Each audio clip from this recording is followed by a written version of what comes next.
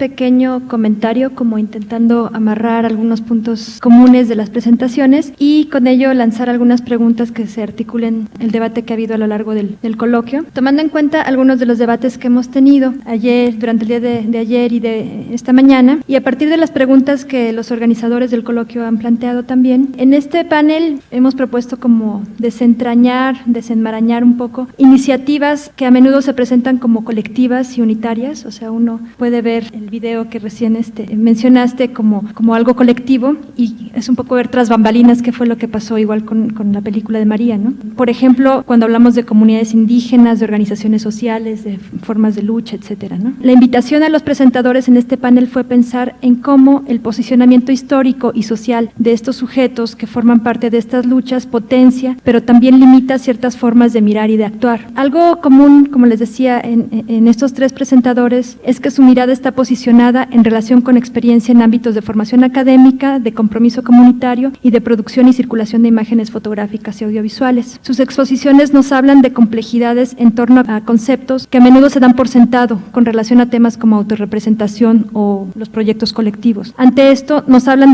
de la relevancia de la negociación, cierto nivel de tensión o conflicto que siempre se encuentra al momento de producir, digamos, o sea, de todo lo que es el proceso, ¿no? En fin, de relaciones de poder que entran en juego en los procesos de producir y o circular imágenes. Entonces, bueno, aquí estamos hablando de que las imágenes, los usos de estas imágenes producen cosas. Hay impactos sociales como muy concretos que detonan, por ejemplo, procesos educativos, procesos de borramiento, como lo que mencionabas ahora, procesos de memoria y de ausencia, como lo que mencionaba Dubán, procesos de debate público o procesos de imaginarios y de construcciones estéticas, un poco en relación con lo que mencionaba María, ¿no? Responden así estas presentaciones a una de las preguntas de este panel que está inspirada en la manera en que un historiador llamado Jonathan Crary define al observador como, cito, aquel que mira dentro de un conjunto prescrito de posibilidades, imbricado en un sistema de convenciones y limitaciones. Cierro cita. Esta definición implica que el acto de observar no es algo meramente biológico, pero ni siquiera es algo cultural, limitado a lo cultural, ¿no? Es un acto totalmente político, digamos. De acuerdo con Crary, el observador es un sujeto que construye activamente su mirada en relación con procesos históricos, a la vez que es, cito, el sitio de ciertas prácticas, técnicas, instituciones y procedimientos de subjetivación. Con esta pregunta en mente, tal vez como lanzo estas preguntas al público y a los mismos presentadores, de si es posible pensar en formas de mirar o observar desde el sur. Entonces, estabas hablando de construir la mirada también, es posible de construir la mirada. ¿Qué tanto podemos hablar de procesos de descolonización de la mirada o soberanía visual, que son estos términos muy en boga que están proponiendo algunos autores que analizan formas de autorrepresentación, por ejemplo, desde el cine indígena, ¿no? Un poco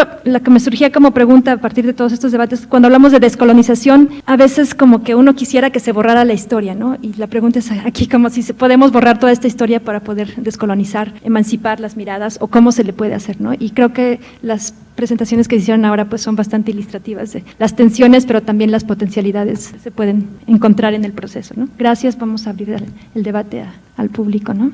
Bueno, yo creo que a veces las ponencias rebasan la convocatoria. Yo creo que y la rebasan para enriquecerla, no necesariamente para negarla, para enriquecerla. Y yo creo que, cuando menos la manera en que yo escuché estas tres presentaciones, son de una creatividad impresionante que nos invita a no solo a pensar en la importancia que pueden tener las imágenes en nuestras investigaciones, sino hasta en la manera en que concebimos nuestras investigaciones. Esa creatividad, los tres han puesto un énfasis muy importante en un proceso creativo, en el que hay ciertas ideas que los van guiando, pero al mismo tiempo están teniendo que responder frente a condiciones no necesariamente planeadas o que fueron planeadas de una manera y chocan contra lo que se encuentran y tienen que producir una respuesta. Y en algunos de los casos, la creación de la imagen es también pensada como creadora. No solo está influida por muchos aspectos, sino la imagen misma tiene que contribuir a buscar si se puede crear algo distinto, como lo del mercado. Entonces, realmente mi único comentario es felicidades. A mí me parece que ese aspecto de la creatividad es algo que es imprescindible subrayarlo y valorarlo. Una pregunta para el compañero de Colombia. Yo vengo de la experiencia de recoger historias orales. Entonces, cuando tú presentabas con un énfasis en la fotografía de familia, pero a la vez relatabas todo lo que es un poco la memoria. Quería saber si lo que me dio a entender es que, digamos, como que hay un énfasis fuerte en la fotografía, quizás relativizado lo que es la oralidad, la memoria. No sé si fue así o es que estuvo acompañado con lo que es el tratamiento de la memoria, la historia oral. La otra es que no sé si hay un producto concreto que se produjo, es decir, no sé si un libro, algún material de audio, en fin. Me gustaría que nos ampliaras un poquito al respecto. Pues básicamente lo que yo buscaba con el proyecto, con el proceso que se hizo, precisamente cómo aprovechar el tema de las fotografías familiares para algo que llamamos la fotoelicitación, y esta fotoprovocación, pues provocar la oralidad, precisamente en una comunidad que no habla de esto, y no habla porque son hechos muy recientes, digamos, esa violencia está ahí todo el tiempo permeada. Y lo particular es que, por ejemplo, ellos me hablaron de sucesos que pasaron entre el año 1980 a finales de los 90, pero en los últimos años ellos no hablan, pues la gente no habla de ciertos sucesos que están ahí muy recientes. Lo único que me hablaron fue esta última imagen que les conté de esta masacre. Entonces, un poco lo que buscaba con el tema de la fotografía era detonar lo oral, que era un asunto que estaba perdido, ¿cierto? Que la gente no hablaba, que era muy difícil como acercarse con ellos. Y de hecho, parte de la estrategia de trabajar como desde lo autoetnográfico era también que yo tenía una historia ahí que narrar, que contar y que yo compartía con ellos. Pues de alguna forma este es como el elemento de un ejercicio de una antropología compartida, y era como, pues es mi comunidad, yo viví ahí, crecí con ellos, el fotógrafo me tomó fotografías a mí desde que estaba niño, algunos son mis amigos, algunos son amigos de mi familia, entonces habían como unas historias que estaban ahí pero que nunca salían como a flote, sabíamos porque era como eso, ese conocimiento que ya está ahí puesto y que nadie habla de eso, o sea, eso que pasó y que sabemos que pasó pero mejor no hablemos. Entonces era un poco como esa exploración. Y concretamente como con el tema del producto, hay un previo ahorita, les muestro el previo de este proyecto, fue un documental, pero no les voy a mostrar el documental, sino el tráiler, que es un videoclip, y les va a ayudar un poco como a contextualizar. Hay un ejercicio que estoy tratando como de sacar, y es con el tema de, digamos, como con todo este tema de memoria que se está dando en Colombia con todo este punto de posconflicto y no sé qué, pues si hay unos recursos ahí. Queremos hacer a partir de esta investigación una práctica de memoria, una intervención artística de memoria, sobre todo con el tema del muro, porque el muro se borró y no se pudo volver a intervenir, y creemos que hay un asunto bien importante. Y entonces con un grupo de chicos del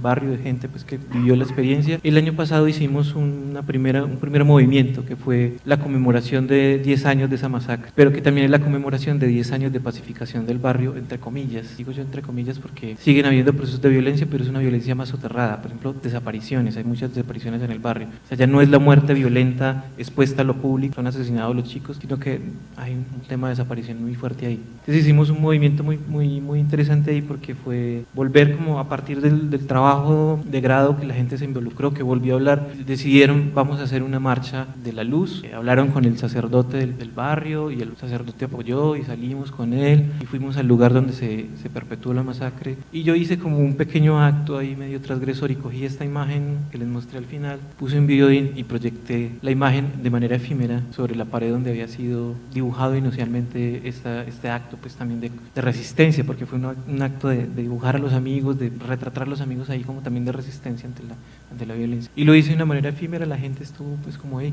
y quedamos como con la intención de volver. Pues ahorita eso es como, todavía sigue el proceso, insisto en esto un poco porque hay actores armados todavía ahí, los mismos que hicieron la masacre, llevan 10 años ahí, y es una negociación con ellos, pues, y es una negociación de la comunidad, porque ellos van a estar ahí, y de alguna forma hay unas tensiones todavía con esas memorias recientes, y es de eso, por ejemplo, que no se habla, de eso de lo que ha pasado en los últimos años, no hay comunicación, no hay forma de hablar, pues, y por mucho que lo intenté, siempre me choqué con algo que la gente no quería hablar. Estaban, digamos, los grupos armados o el grupo armado que había perpetuado, digamos, o que perpetúa el poder ahí, está ahí, entonces es muy difícil. Pero digamos que a través de este ejercicio de trabajar con imágenes, la gente de manera muy tranquila ha logrado soltar, ¿cierto? Y ese ha sido como el proceso. ¿Tenemos tiempo para tal vez para una última pregunta o comentario?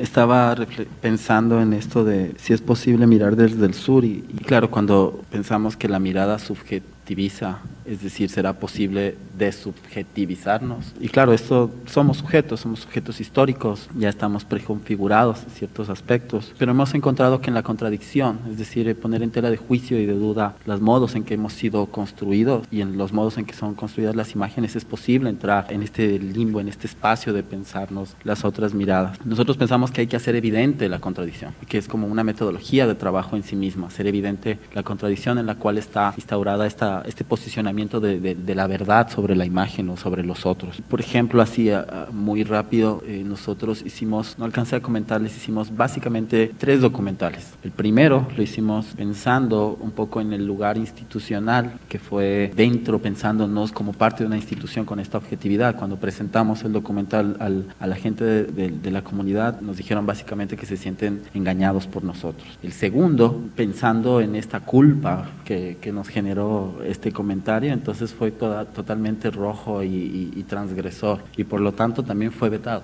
porque no funcionaba, la institución no podía darse el lujo de criticarse a sí misma y de esa manera, además que no generaba diálogo alguno. Entonces el tercero no es que sea la mitad o la mitad, sino que lo que pensamos fue inicialmente en generar herramientas que les permitan negociar. Encontramos que el primer documental no habla de ningún problema, y es generar esta imagen anecdótica del comercio y de lo indígena, donde no se habla de lo político. La segunda es demasiado transgresora y no permite ingresar a esferas de debate, rompe todo. Pero la tercera era una condición de posibilidad, en la cual buscábamos que este debate se empiece a dar, que sea una herramienta de trabajo, por eso decíamos como herramientas pedagógicas que nos permitan enlazar y presentar de los dos lados, de la institución como del mercado. Y entonces ese ha sido básicamente nuestro trabajo, tratar de construir herramientas para negociar.